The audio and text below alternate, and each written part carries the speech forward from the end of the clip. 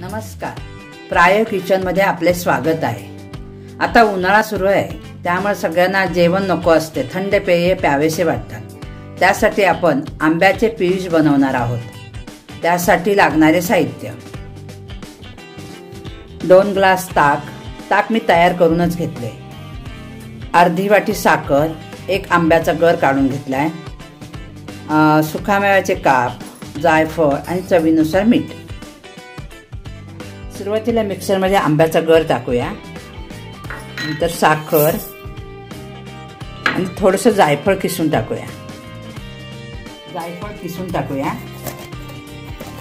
थोडंसं घ्यायचे, जास्त नाही, कारण ते जास्त घेतलं तर ते कडू लागतं जायफळ।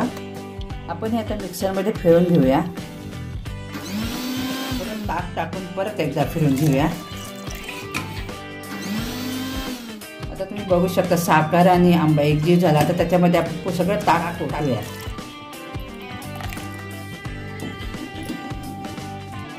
आता पुन्हा मिक्सरमध्ये फिरूया, थोडंसं मीठ टाकूया आपण ह्याच्यामध्ये। आता आपले पियुष तयार झाले, आपण आता ग्लासामध्ये काढून घेऊया।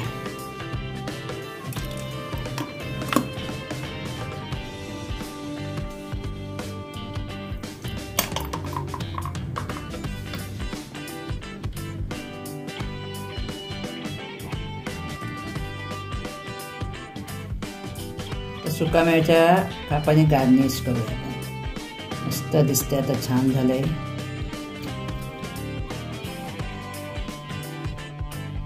पौष्टिक आणि थंडगार पियुष आपला पिण्यासाठी तयार आहे।